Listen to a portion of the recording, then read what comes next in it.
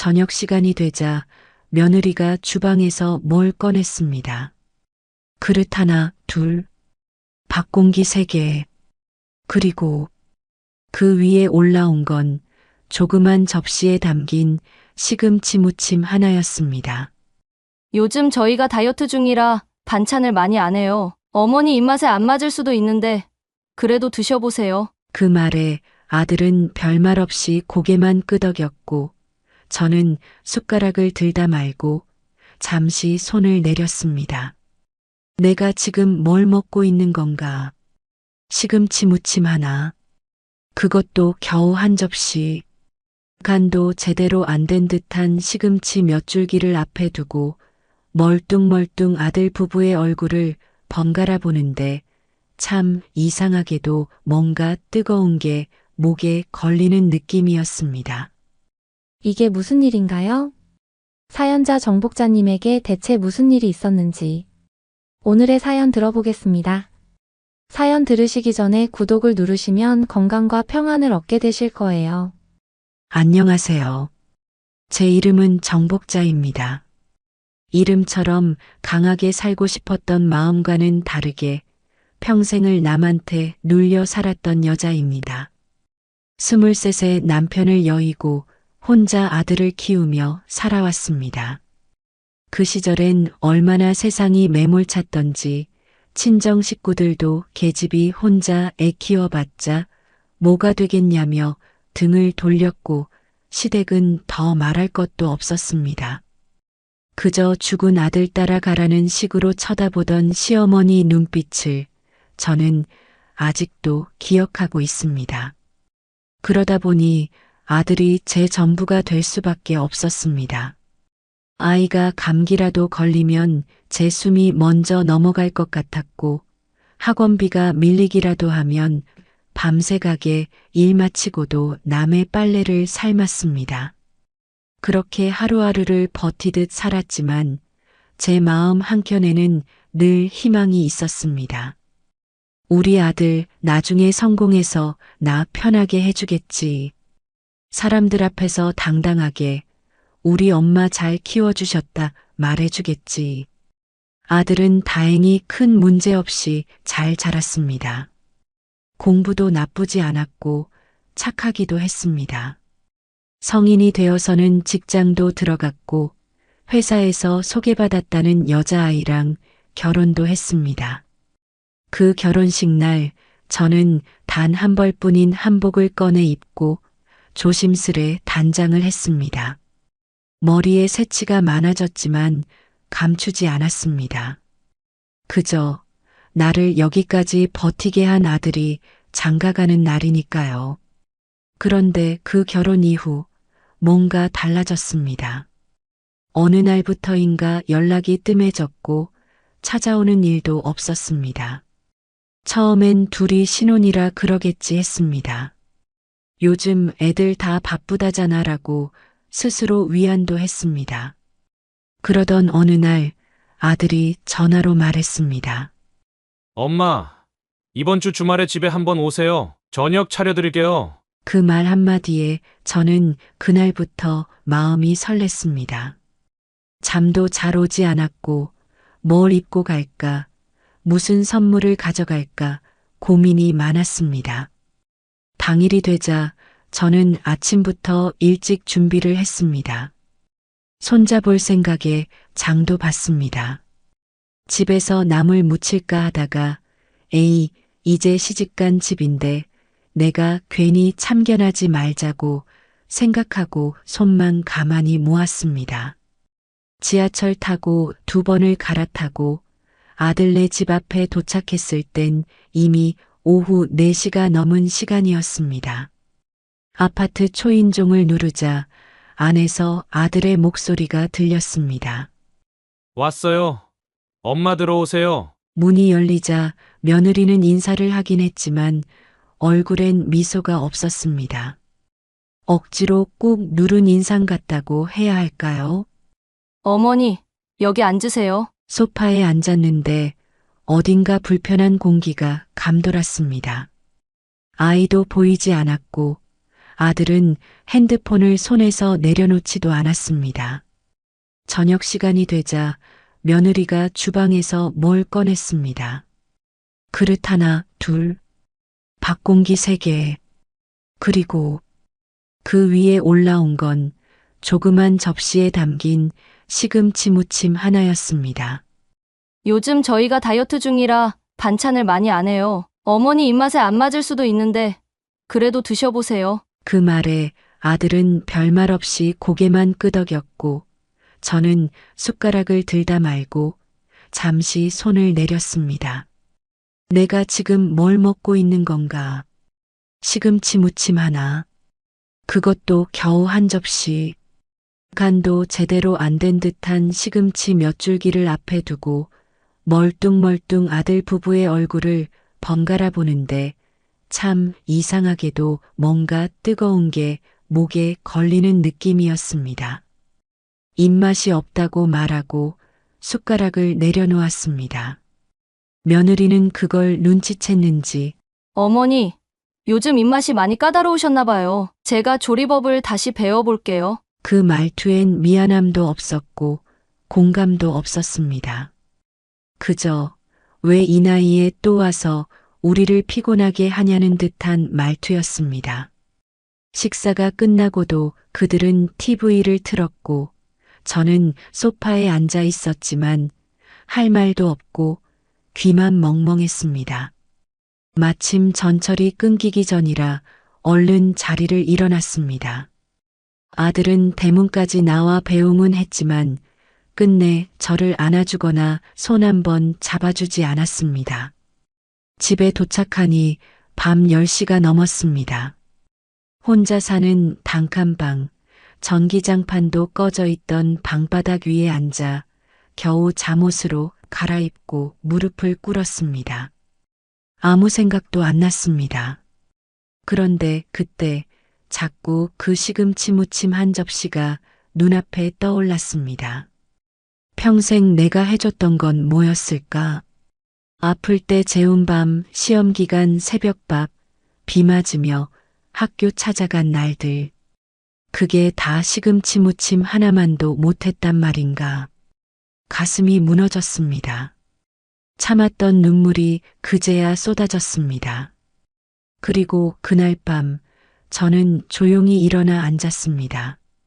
스탠드 불을 켜고 수첩을 꺼냈습니다.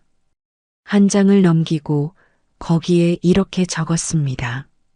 시금치 무침의 날. 2024년 11월 18일. 복수의 시작. 그날 밤 시금치 무침 한 접시에 마음을 난도질 당한 채로 잠을 이루지 못했습니다.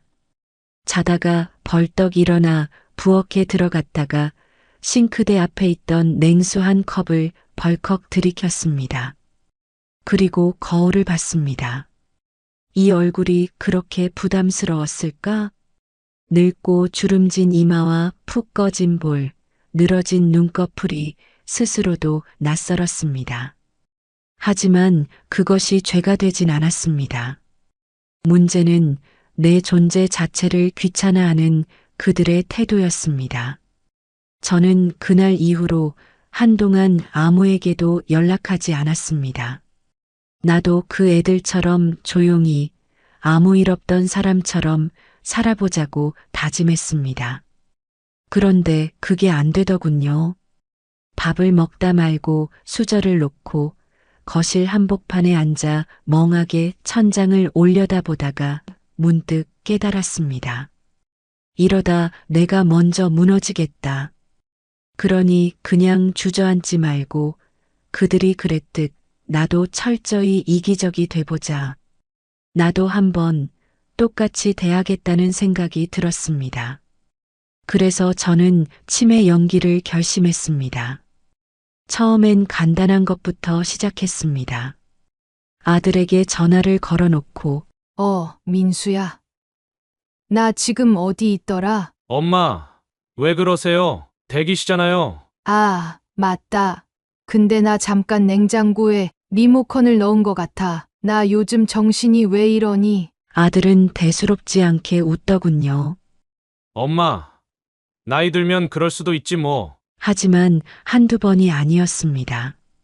며칠 뒤에는 일부러 약속을 잊은 척 했습니다. 며느리가 예약해줬다던 병원 진료를 깜빡한 척하고 그날 오전에 친구를 만나 커피를 마셨습니다. 오후 늦게 전화가 와서 며느리가 다짜고짜 말했습니다. 어머니, 오늘 병원 가기로 하신 거 모르셨어요? 병원. 내가 언제 병원 간다고 했니? 저번에 저랑 통화하면서 분명히 잡았잖아요. 어머니, 요즘 좀 이상하세요. 그 말 한마디가 저에게는 큰 수확이었습니다.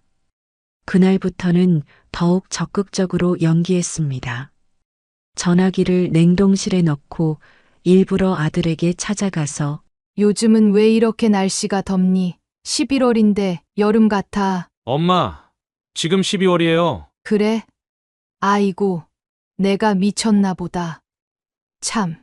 이런 식이었습니다. 그러다 어느 날 며느리에게서 걸려온 전화 속 목소리가 유난히 날카로웠습니다. 어머니, 요즘 진짜 이상하세요. 저희도 이제 애 키우기도 힘들고 회사 다니기도 벅찬데 솔직히 병원 한번 제대로 가보시는 게 좋겠어요. 그 말 속에는 한 가지 뉘앙스가 분명히 담겨 있었습니다. 우린 더 못 돌보겠다. 그게 바로 제가 원하던 순간이었습니다. 그래서 저는 그들에게 선수를 쳤습니다. 나 요양원에 들어갈까 생각 중이야. 민수야. 내가 좀 알아봐 줄래? 그 말을 듣자 아들은 다소 당황한 듯 했지만 곧바로 말했습니다. 요즘 좋은 데 많더라고요. 엄마 혼자 계시는 것도 마음 쓰이니까 잘 알아봐 드릴게요. 그 순간 며느리의 안도의 숨소리가 전화기 너머로 들리는 듯 했습니다. 며칠 뒤 아들이 저를 데리고 요양원 상담을 가겠다고 연락을 해왔습니다. 저는 일부러 흐트러진 머리에 낡은 스웨터를 입고 나갔습니다.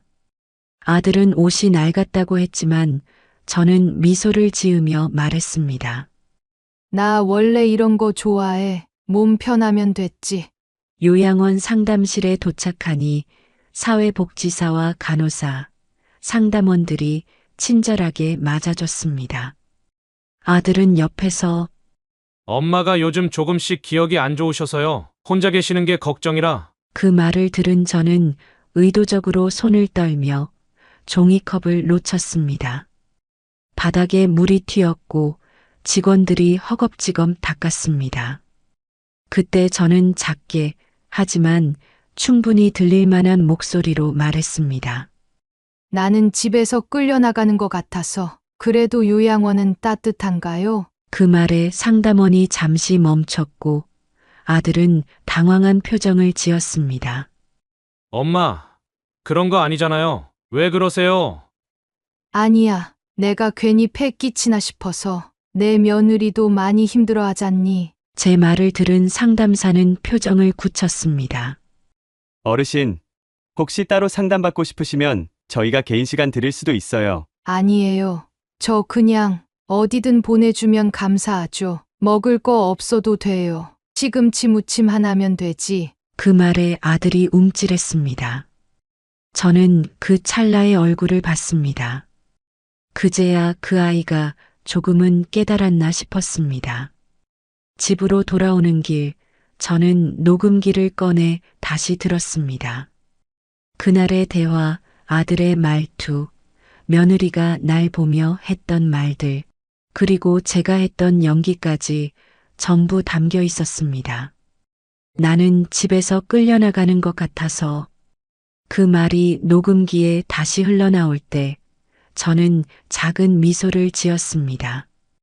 이제 시작일 뿐이라는 것을 저는 분명히 알고 있었습니다. 요양원 상담을 다녀온 다음 날 아침이었습니다.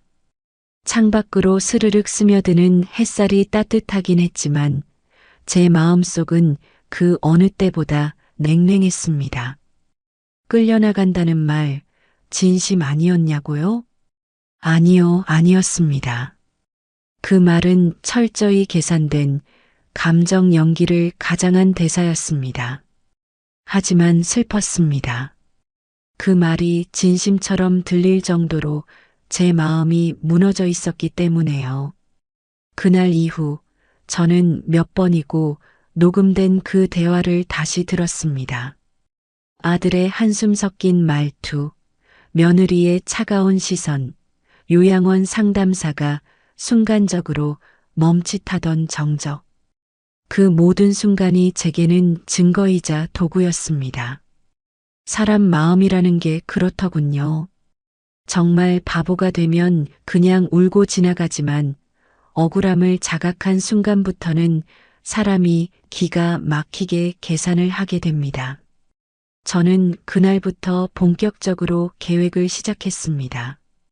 요양원 상담을 마친 다음 주 아들이 다시 연락을 해왔습니다. 엄마, 상담 어땠어요? 괜찮더라. 방도 조용하고.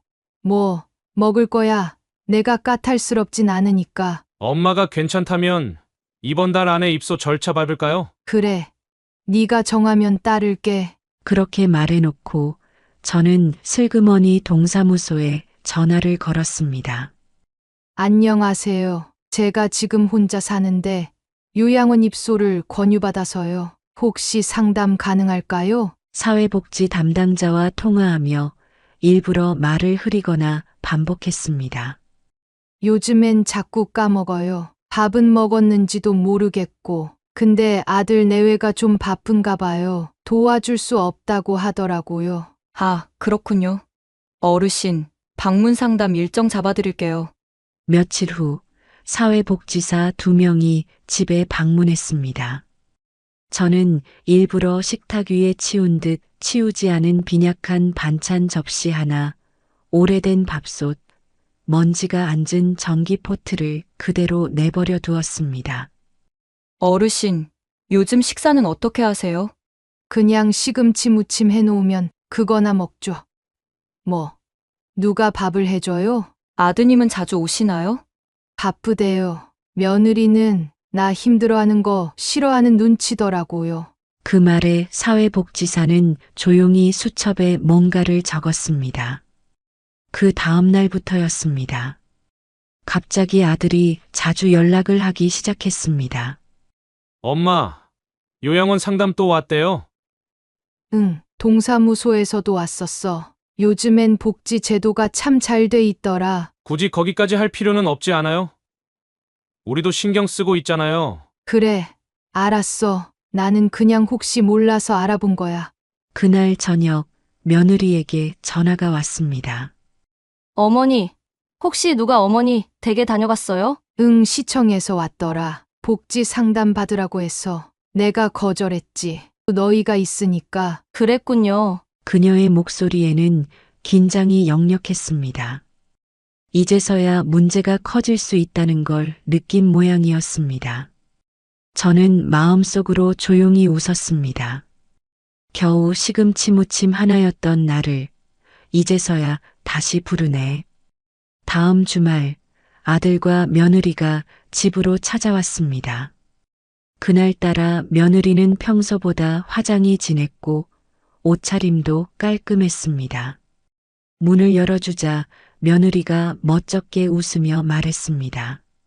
어머니, 오늘 점심 저희가 준비했어요. 드셔보세요. 식탁 위엔 미역국, 불고기, 잡채, 계란찜 그리고 그 자리에 시금치 무침도 있었습니다.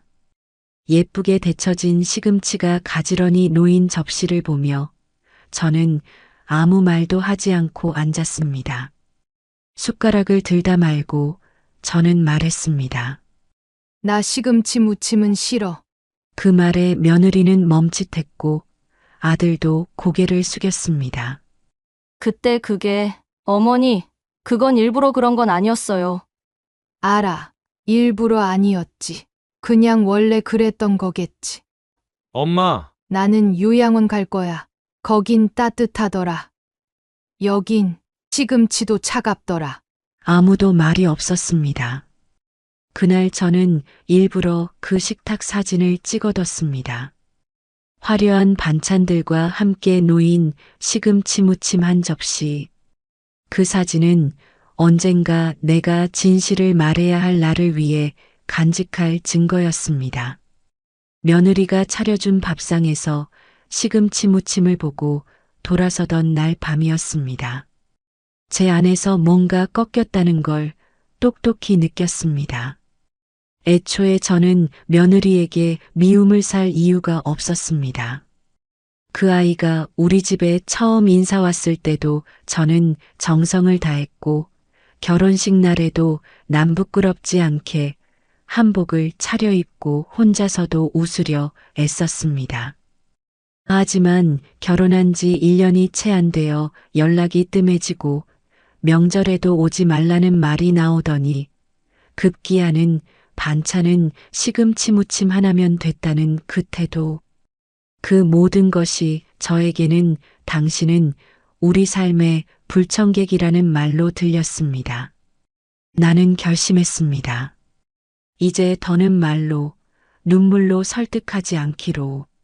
나는 이 시금치 무침 한 접시에 담긴 경멸을 똑같이 되돌려주겠다고.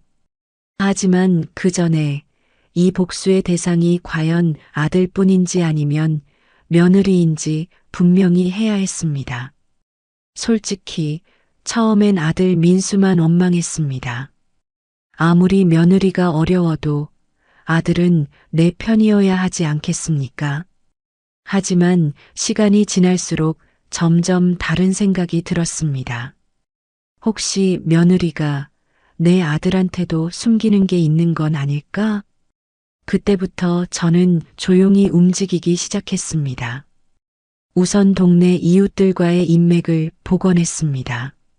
시장에 나갈 때 일부러 단골 반찬 가게 아주머니랑 수다도 떨고 쓰레기 버리러 나갈 때마다 경비 아저씨에게 따뜻한 인사도 건넸습니다. 며느리가 자주 다닌다는 헬스장 근처 미용실 아주머니와도 친해졌습니다. 그 아주머니가 한마디 툭 던졌습니다. 요즘은 젊은 며느리들도 참 바쁘죠. 저희 건물에 있는 카페에 아침마다 오던데요. 어떤 남자랑 둘이 사장인가? 그 말에 저는 아무렇지 않은 척 웃었습니다. 요즘 부부끼리도 다 개방적이죠. 뭐, 하지만 제 속은 얼음처럼 차가워졌습니다. 다른 남자? 그날 저녁 저는 집에 돌아와 자리에 앉은 채 몇 시간 동안 생각에 잠겼습니다. 내가 잘못 본 게 아니었구나. 내가 겪은 무시는 단순한 성격 차이도 오해도 아니었구나. 며칠 뒤 저는 지하철 2정거장 거리, 며느리가 다닌다는 카페로 직접 향했습니다. 이른 아침 8시였습니다. 카페 유리창 너머로 제가 예상한 장면이 눈에 들어왔습니다. 며느리가 한 남성과 마주 앉아 있었고 그 둘은 꽤 친밀한 분위기였습니다. 손을 맞잡은 건 아니었지만 눈빛과 몸짓은 사적인 대화를 넘어선 느낌이었습니다. 저는 조용히 의자에 앉아 핸드폰 카메라를 조절했습니다. 어쩌면 이게 다 저의 착각일 수도 있다 생각했지만 그런 제 마음을 비웃기라도 하듯 며느리가 그 남성과 함께 웃으며 사진을 찍는 모습이 그대로 렌즈에 담겼습니다. 그날 이후 저는 그 카페 앞을 일주일에 서너 번씩 지나갔습니다. 어느 날은 며느리와 그 남자가 함께 건물 옆 찜질방으로 들어가는 모습도 보았고 또 어느 날은 카페 뒤편 골목에서 다정하게 셀카를 찍는 모습도 목격했습니다. 저는 증거를 충분히 확보했습니다. 사진, 날짜, 시간, 위치, 그리고 그 모습을 지켜보는 제 마음속 깊은 분노. 하지만 저는 곧장 그걸 들이밀지 않았습니다. 복수란 건 제대로 할 때 가장 아픈 법이니까요. 그래서 저는 먼저 아들 민수를 집으로 불렀습니다. 민수야, 엄마랑 얘기 좀 하자. 무슨 일이에요? 요양원 얘기라면 그런 거 아니야. 그냥 내가 좀 불안해서 그래. 불안하다뇨? 너도 속고 있는 건 아닐까 해서. 아들은 그 말에 고개를 갸웃거렸지만 그 이상은 묻지 않았습니다. 저는 일부러 그날은 아무것도 꺼내지 않았습니다. 대신 아들이 돌아간 그날 밤 한 장의 편지를 써서 봉투에 넣었습니다. 그리고 카페에서 찍은 사진 몇 장을 인화해서 함께 넣었습니다. 봉투 겉면에는 이렇게 썼습니다. 내가 모르는 너의 집안일에 대하여. 며칠 후 아들이 다시 집에 왔습니다. 문을 열자마자 그의 얼굴은 창백했습니다. 말없이 앉더니 손을 덜덜 떨며 물었습니다. 엄마, 이게 진짜야? 그래. 내가 받고 내가 찍었어. 엄마는 언제부터 알고 있었어요? 시금치 무침 받았을 때부터. 그 말에 아들은 울었습니다. 그렇게 우는 모습을 본 게 얼마나 오래였던지 저도 눈물이 났습니다. 하지만 그 눈물은 위로가 아니었습니다. 그건 이제 우리가 같은 상처를 공유하게 되었다는 신호였습니다. 그날 이후 아들은 혼자 숙소로 나갔고 며느리는 집을 나갔습니다. 며느리는 저에게 전화를 걸어 항의했습니다. 어머니, 어떻게 그럴 수 있으세요? 그럼 내가 어떻게 해야 했을까? 시금치 무침 하나 받고 조용히 죽어야 했을까? 그 말에 며느리는 아무 말도 하지 못했습니다. 그리고 끊겼습니다. 며느리가 집을 나간 뒤 아들은 별다른 연락을 해오지 않았습니다. 어떤 말도 사과도 없었습니다. 저는 연락을 하지 않았습니다. 그동안 얼마나 말이 상처가 됐는지 알기에 저는 말 대신 시간을 기다렸습니다. 그러던 어느 날이었습니다. 낮에 동네 시장에 들렀다가 돌아오는데 아파트 입구 앞에 낯익은 그림자가 서 있었습니다. 제 손자가 민성이가 책가방을 맨 채 혼자 저를 기다리고 있었습니다. 민성아, 할머니, 아빠가 조금만 있다가 데리러 오신대요. 그래. 잘 왔다. 들어가자. 민성이의 손을 잡고 집 안으로 들어섰습니다. 작은 손이 제 손에 닿는 그 순간 얼마나 가슴이 먹먹하던지요. 그동안 제가 너무 먼 길을 돌아온 것 같았습니다. 그 애가 태어났을 때 병원에서 눈물 흘리며 안아봤던 기억이 아직도 생생한데 그동안 저는 그 아이에게 할머니라는 이름조차 가질 수 없었던 사람이었습니다. 배 안 고프니? 네, 배고파요. 그래도 뭐라도 먹자. 할머니가 맛있는 거 해줄게. 시금치 무침 있어요? 그 말에 저는 잠시 멈칫했습니다. 그 말이 농담이 아니라 진심으로 좋아해서 한 말 같았기 때문입니다. 왜? 시금치 좋아하니? 응, 근데 엄마는 시금치 싫어해서 잘 안 해줘요. 그래. 그럼 오늘은 할머니가 제대로 해줄게. 들기름도 넣고 깨도 솔솔 뿌렸어. 부엌으로 들어가 냉장고 문을 열었습니다. 시금치 한 단이 있었고 꺼내서 삶기 시작했습니다. 물이 끓는 동안 민성이는 식탁에 앉아 이것저것 제게 물었습니다. 할머니, 우리 엄마랑 아빠는 왜 맨날 싸워요? 저는 조용히 불을 줄이며 민성이 쪽을 바라보았습니다. 응, 아빠는 자꾸 혼자 나가고 엄마는 전화 받으면서 욕할 때도 있어요. 민성아. 그건 어른들끼리 일이니까 신경 쓰지 마. 근데 엄마가 나한테도 할머니 흉 봤어요. 뭐라고?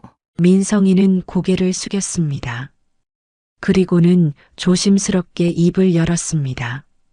엄마가 할머니는 맨날 없는 척 하면서도 속으로 다 챙긴다고 좀 이상하다고 그랬어요. 그리고 할머니 냄새 나서 같이 안 있고 싶다고도 했어요. 그 순간 제 손에 들려있던 시금치를 씻는 물줄기가 멈춘 듯 했습니다. 뜨거운 물에 데쳐진 시금치처럼 제 속이 뜨겁게 꺾여 내려가는 느낌이었습니다. 그 말을 하는 민성이도 말하면서 울먹이더군요. 근데 나는 할머니 냄새 안 나는데 민성아, 나는 할머니랑 같이 있고 싶어. 그 말을 들으니 갑자기 마음이 무너졌습니다. 제가 지금까지 이 집안에서 유일하게 포기하지 않으려 했던 존재가 바로 이 아이였는데 그 아이가 저를 이렇게 다시 불러주는 순간 더는 복수만을 생각할 수 없게 되었습니다. 민성아, 할머니는 너랑 같이 놀고 싶어. 근데 아빠랑 엄마가 정리되기 전까진 자주 보긴 힘들 수도 있어. 그래도 나 할머니 집에 가고 싶어. 민성이가 오고 싶을 때 언제든 와. 알았지? 저는 그날 시금치 무침을 정성껏 만들었습니다. 참기름을 넉넉히 넣고 깨도 듬뿍 뿌렸습니다. 그리고 식탁에 올리며 말했습니다. 이건 진짜 시금치 무침이야. 마음이 담긴 반찬. 민성이는 고개를 끄덕이며 말없이 밥을 먹었습니다. 그 모습이 어찌나 기특하고 사랑스럽던지요. 밥을 다 먹은 민성이는 가방을 뒤적거리더니 조그만 노트 한 권을 꺼내 건넸습니다. 할머니, 이건 비밀인데요. 응, 우리 학교에서 가족에게 쓰는 편지 썼는데 나는 엄마한테 안 주고 할머니 주고 싶었어요. 노트에는 삐뚤빼뚤한 글씨로 이렇게 적혀 있었습니다. 할머니, 제가 어렸을 때 안아줘서 고마워요. 저는 할머니랑 있을 때 마음이 따뜻해져요. 앞으로 할머니 집에 자주 가고 싶어요. 저랑 놀아주세요. 사랑해요. 그 글을 읽는 순간 저는 참았던 눈물을 왈칵 쏟아내고 말았습니다. 그 아이에게 제가 단지 피해자가 아닌 누군가의 사랑받을 존재라는 사실을 느끼게 된 순간이었습니다. 그날 밤 아들이 아이를 데리러 왔습니다. 민성이는 문 앞에서 저를 꼭 안고 속삭였습니다. 할머니, 우리 다음 주에도 또 만나요. 그래. 약속이야. 민성이가 건네준 그 편지를 수첩에 조심히 끼워둔 날부터 제 복수는 단지 응징의 목적이 아니라 지켜야 할 아이를 위한 준비로 바뀌었습니다. 그 아이는 이제 저에게 삶의 마지막 책임이자 다시는 빼앗기고 싶지 않은 존재가 되었으니까요. 그래서 저는 다음 수를 준비했습니다. 이번엔 재산이라는 먹이를 꺼내놓고 저들이 어떤 반응을 보이는지 지켜보기로 했습니다. 가난한 노모 앞에서는 무표정하던 얼굴들이 돈 이야기를 들으면 어떤 색으로 변할지 궁금했기 때문입니다. 우선 동사무소 사회복지과에 연락을 드렸습니다. 안녕하세요. 지난번 요양원 상담 왔했던 사람인데요. 네. 정복자 어르신 맞으시죠? 예. 근데 제가 요즘 건강도 괜찮고 돈 문제도 좀 해결돼서요. 혹시 제가 사회환원 같은 걸 하려면 어디에 말해야 할까요? 기부나 기탁을 말씀하시는 건가요? 그렇지요. 나 죽고 나면 뭐 하겠어요. 어차피 자식들도 그냥 그렇고. 그 말을 들은 공무원은 약간 놀란 듯 반응했습니다. 어르신, 구체적으로 어떤 규모인지 여쭤봐도 될까요? 작은 아파트 하나 있고 적금이 몇천 있어요. 시골 땅도 조금 있는데 뭐 다 합하면 억 단위는 되겠죠. 어르신, 그 정도면 사회복지공단이나 기부재단 쪽과 상담을 권해드릴 수 있습니다. 그럼 언제 한번 와서 설명 좀 해주세요. 이 대화가 끝나고 며칠 후 동네 주민이 저를 시장에서 붙잡으셨습니다. 복자 씨, 요즘 좋은 일 하신다며? 아이고, 무슨 말씀이세요? 공무원들끼리 말 돌던데? 재산 기부하신다고. 그 정도면 꽤 되신다던데. 그냥 좋은 게 좋은 거지 싶어서요. 그날 오후였습니다. 아들에게서 전화가 왔습니다. 무려 한 달 만에 먼저 걸려온 전화였습니다. 엄마, 요즘 어떻게 지내세요? 뭐, 시금치 잘 무쳐 먹고 잘 지내지. 민성이가 자꾸 엄마 얘기해요. 자주 뵙고 싶대요. 그래, 민성이가 날 찾는 유일한 내 편이지. 잠시 정적이 흘렀습니다. 그리고 아들은 조심스럽게 묻기 시작했습니다. 근데 엄마 혹시 기부한다고 하셨어요? 응, 시청에서 얘기가 돌더라고요. 엄마가 재산을 기부하시려 한다고. 그랬지. 죽은 뒤에도 욕 안 먹고 살려면 그래야 하는 거 아니겠니? 그 말에 아들은 침묵했습니다. 그 뒤 며느리에게서도 연락이 왔습니다. 처음엔 사근사근한 말투로 어머니, 지난번 일은 죄송했어요. 저희가 많이 부족했죠. 괜찮다. 덕분에 내가 많은 걸 배웠다. 혹시 이번 주말에 시간 괜찮으세요? 같이 밥 한 끼 어때요? 그녀의 말투는 아주 정중했습니다. 마치 처음 인사 왔던 날처럼 말입니다. 하지만 저는 알았습니다. 그건 반성이 아니라 확인이었습니다. 정복자라는 늙은 여인이 정말로 돈을 어디에 맡길 생각이 있는지 아니면 아직도 자기들 손 안에 있는지. 주말이 되어 아들 부부는 집에 찾아왔습니다. 손에는 케이크 상자와 과일 바구니까지 들고 있었고 민성이는 저를 꼭 껴안으며 말했습니다. 할머니, 나 또 왔어요. 그래, 우리 민성이 얼굴이 더 좋아졌구나. 식탁에 둘러앉아 며느리는 능청스럽게 말을 이어갔습니다. 어머니, 근데 정말 기부하신다는 건 사실이세요? 내가 살아보니 사람한테 주는 건 기대할 게 못 되더라고. 차라리 모르는 사람들한테 가는 게 마음이 편하더라. 아이, 그게 무슨 말씀이세요? 저희가 있잖아요. 있긴 있지. 시금치 한 접시 주는 자식이잖아. 그 말에 며느리의 표정이 굳었습니다. 아들도 눈치를 보며 말을 더듬었습니다. 엄마, 우리가 그땐 몰랐어요. 진짜 미안해요. 알아. 그땐 모르고 지금은 알았겠지. 돈 냄새가 나니까. 그 순간 분위기가 얼어붙었습니다. 저는 일부러 그 타이밍에 수첩 하나를 꺼냈습니다. 표지엔 큼직하게 재산 정리 노트라고 적혀 있었습니다. 이거 내가 정리 중인 거야. 등기부등본이랑 잔고 확인서, 변호사도 만나보고 있고 내가 죽기 전에 어디로 갈지 정리해 두려고. 엄마, 민성이는 남겨야지. 걔는 내 손으로 기저귀 갈아준 아인데. 며느리는 민성이 쪽을 힐끔 보더니 말했습니다. 어머니, 민성이 앞으로 잘 부탁드릴게요. 그래, 애는 죄 없어. 그날 밤 그들이 돌아간 뒤 저는 노트를 다시 펼쳤습니다.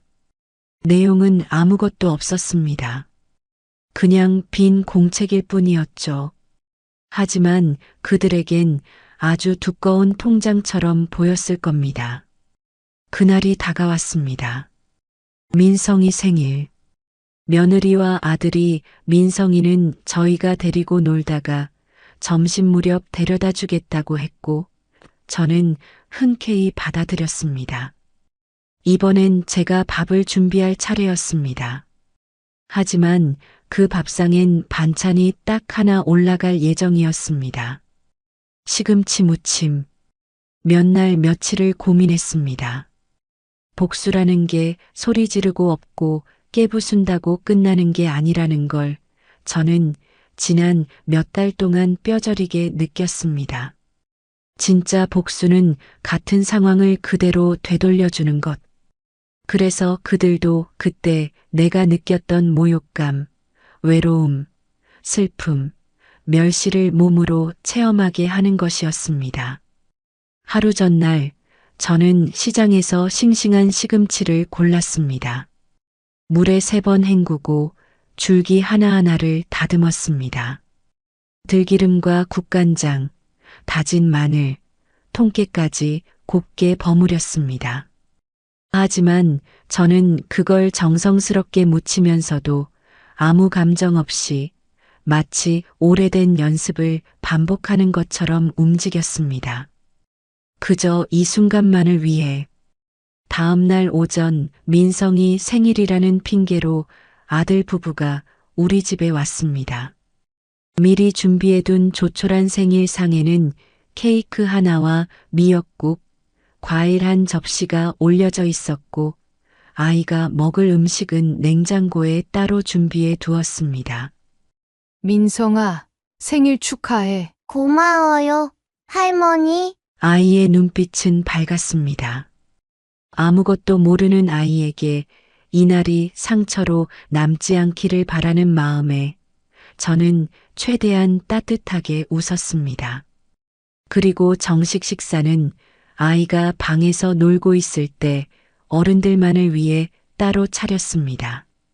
식탁 위 정중하게 펴놓은 흰 상보 위에 딱 3그릇. 흰쌀밥, 국물 없이 맑은 된장국, 그리고 시금치 무침. 딱 그것뿐이었습니다. 아들과 며느리는 자리에 앉으며 조금 어색한 눈치를 보였습니다. 며느리는 한참이나 상을 바라보다 입을 열었습니다. 어머니, 혹시 오늘 반찬이 이게 다예요?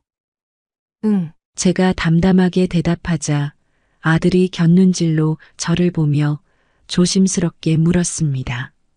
무슨 사정이 있으셨어요? 아니, 없었어. 그냥 이게 나한테도 그랬잖아.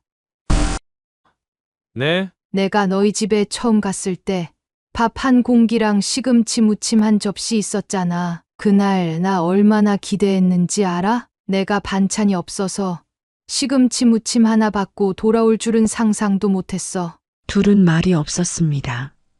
며느리는 젓가락을 들었다 놓았다 하더니 조심스럽게 말했습니다. 그땐 정말 죄송했어요.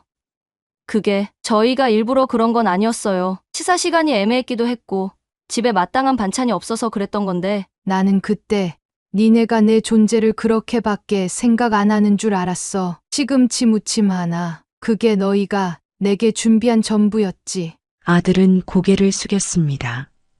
엄마, 미안해요. 나는 그날 밤 잠이 안 왔어. 너희가 내게 던진 그 반찬 하나가 내 인생의 요약처럼 느껴졌어. 그 순간 며느리는 고개를 푹 숙였습니다. 하지만 저는 한 발짝 더 나아갔습니다. 오늘 밥상 화났니? 아니요, 창피해? 조금은요. 그럼 너희도 알겠구나. 내가 얼마나 창피했는지. 그날의 시금치 무침은 짜지도 않았고 싱겁지도 않았습니다. 그냥 담백했습니다. 하지만 그 담백함 속엔 수십 년간 꾹꾹 눌러온 설움과 침묵이 배어 있었고 저는 그 맛을 그들이 똑똑히 느끼길 바랐습니다. 밥을 다 먹은 후 저는 조용히 말했습니다. 앞으로 내 삶은 내가 고를 거야. 내가 누구한테 뭘 주든, 어디에 살든, 누구와 살든 너희가 관여할 일은 아니야. 아들은 아무 말도 하지 않았습니다. 며느리는 눈시울이 빨개졌습니다. 그리고 저는 마지막 말을 꺼냈습니다. 이건 원망도, 경고도 아니야. 그냥 너희가 날 어떻게 대했는지, 내가 얼마나 외로웠는지를 한 번쯤 느끼게 해주고 싶었을 뿐이야. 그렇게 말하고 일어나 부엌으로 들어갔습니다. 뒤에서 아들이 말했습니다. 엄마, 그땐 정말 미안했어요. 이제 와서 돌이킬 수는 없지만 다시 잘하고 싶어요. 민성이한테나 잘해라. 그 아이한테 너희처럼 살지 않게. 며느리와 아들 앞에 시금치 무침 밥상을 내놓고 그들의 침묵을 확인했던 그날 이후로 저는 마음이 조금 가벼워졌습니다. 그날의 그 밥상은 단순한 반찬이 아니라 저 스스로를 구해낸 의식 같은 것이었습니다. 그걸로 저의 서름이 완전히 사라진 건 아니었지만 적어도 그날 저는 제 손으로 제 자존심을 다시 세웠습니다. 그러자 비로소 다음 길이 보이기 시작했습니다. 이제는 제 인생을 어떻게 마무리할지를 제 손으로 정리하고 싶었습니다. 그 길의 시작은 바로 돈이었습니다. 제가 남긴 것이 많진 않았지만 제 나이쯤 되면 자식들이 눈치를 보는 게 바로 그것 아니겠습니까? 그런데 저는 더는 그 돈을 아들이나 며느리를 위해 쓰고 싶지 않았습니다. 저를 시금치 무침 한 접시로 대접하고 제 고생을 아무 가치도 없는 것처럼 무시했던 그들에게 제 마지막 남은 것을 넘길 이유가 없었습니다. 며칠 뒤 저는 구청 사회복지과를 다시 찾았습니다. 이번엔 상담이 아니라 직접적인 실행을 위한 절차를 묻기 위해서였습니다. 제 맞은편에 앉은 직원은 놀란 눈으로 저를 바라봤습니다. 어르신, 정말로 사회환원을 원하세요? 예, 제 이름으로 된 아파트 한 채랑 시골에 있는 밭 몇 평, 그리고 적금, 그거 다 정리해서 교육복지재단이나 사회복지공단 같은 데 기부하고 싶어요. 혹시 가족들과 상의는 하셨나요? 그럴 필요 없어요. 제 돈이잖아요. 그 애들은 제 뜻을 존중할 위치에 있지 않아요. 그렇게 말하고 서류 몇 장을 받았습니다. 기탁 계약서와 공증용 문서, 등기 이전 절차까지 자세히 설명해 주셨고 저는 모든 걸 조용히 받아 적었습니다. 집으로 돌아와 등기부등본을 꺼내고 적금 통장들을 정리했습니다. 그리고 변호사 사무실에 예약을 잡아놓고 민성이 교육비를 위해 일정 금액을 별도로 지정해 남기는 내용도 추가했습니다. 그 일을 정리하면서도 제 마음은 한치의 흔들림이 없었습니다. 슬프지도 서럽지도 않았습니다. 그저 이게 옳다는 생각뿐이었습니다. 그리고 그 다음 주말 아들과 며느리가 다시 집을 찾았습니다. 민성이 손을 꼭 잡고 들어오는 모습은 반가웠지만 그 둘의 눈빛은 조금 달랐습니다. 경계와 초조, 그리고 뭔가 말을 꺼내지 못하는 불안감이 느껴졌습니다. 며느리가 먼저 말문을 열었습니다. 어머니, 그때 말씀하신 기부 정말 하시는 거예요? 저는 고개를 끄덕였습니다. 응, 어제 공증 마쳤어. 이제 절차만 남았지. 그건 너무 급하게 결정하신 거 아니세요? 저희랑도 상의해 주시지. 내가 니들하고 인생을 상의한 적이 있었니? 그게 아니라, 그래도 민수는 어머니 아들이잖아요. 저는 아들을 바라보았습니다. 아들은 아무 말도 하지 않았습니다. 아마도 이미 그날의 시금치 무침이 그에게 자격 없음이라는 도장을 찍었을 겁니다.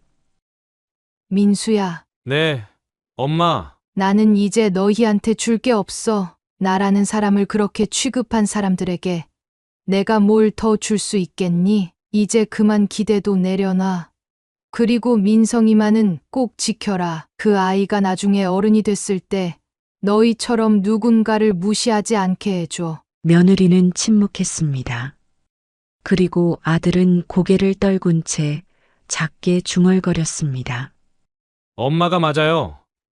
그래, 내가 너희를 위한 삶은 여기까지다. 그날 저녁 저는 민성이 손을 잡고 동네 공원에 다녀왔습니다.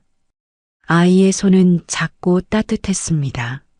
할머니, 오늘도 놀아줘서 고마워요. 우리 민성이가 있어야 할머니가 힘이 나지. 집으로 돌아오니 아이는 아빠 손을 잡고 조용히 나갔고 저는 문을 닫고 등을 기대고 앉았습니다.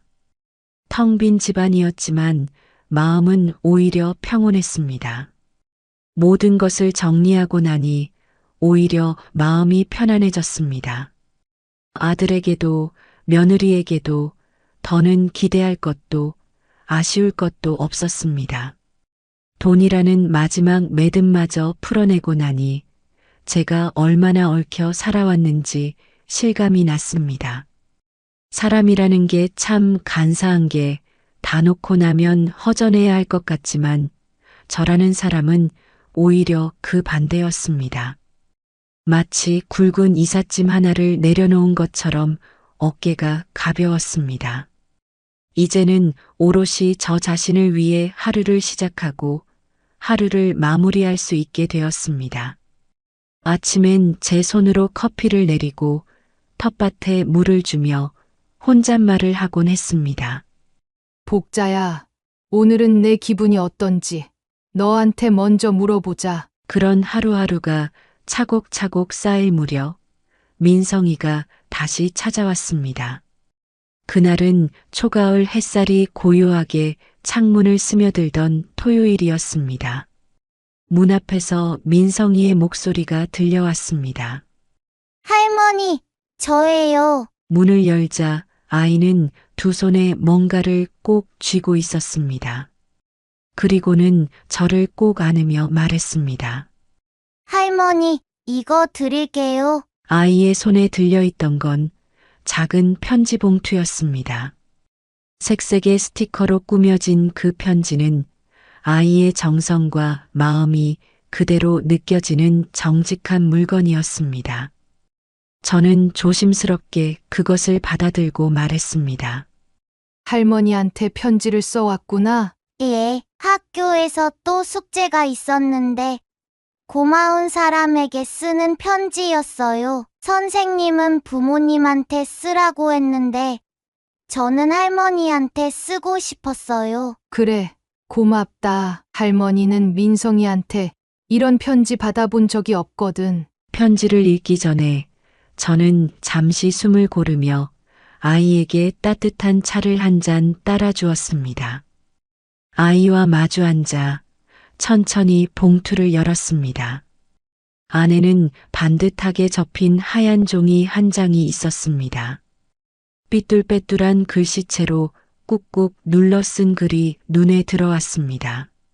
할머니께, 할머니, 저는 할머니가 참 좋아요. 할머니 집은 따뜻하고 밥도 맛있어요. 할머니는 제가 무슨 말을 해도 다 들어주시니까 저는 할머니랑 있으면 기분이 좋아요. 엄마 아빠가 자꾸 화내고 싸울 때는 저는 어디로 가야 할지 모르겠어요. 그럴 때마다 할머니 생각이 나요. 할머니랑 살 수는 없을까요? 할머니는 제가 있어도 힘들지 않다고 했잖아요. 저는 할머니랑 같이 있으면 잘 자고, 잘 먹고, 잘 웃을 수 있어요. 할머니, 저랑 매일매일 같이 있으면 안 돼요. 사랑해요. 민성이가. 편지를 읽고 있자니 제 눈에 눈물이 차올랐습니다. 그동안 이 아이가 얼마나 혼란스러운 공간 안에서 조용히 견뎌왔을지 생각하니 가슴이 저릿했습니다. 아이는 그저 사랑받고 싶었던 겁니다. 누구보다 진심으로 따뜻하게 꾸밈없이 안아줄 사람을 찾고 있었던 겁니다. 저는 아이에게 손을 내밀었습니다. 민성아, 예, 할머니는 내가 있어도 힘들지 않아. 할머니는 오히려 내가 있어서 안 힘들어졌어. 내가 나한테 편지를 쓸 만큼 나를 생각해줬다는 거. 그거 하나면 나는 세상에서 제일 행복한 할머니야. 아이는 저를 꼭 껴안으며 속삭였습니다. 할머니, 진짜 고마워요. 아니다. 고마운 건 내가 해야지. 그날 오후 아이는 제 옆에서 책도 보고 같이 과일도 깎아 먹으며 평범한 하루를 보냈습니다.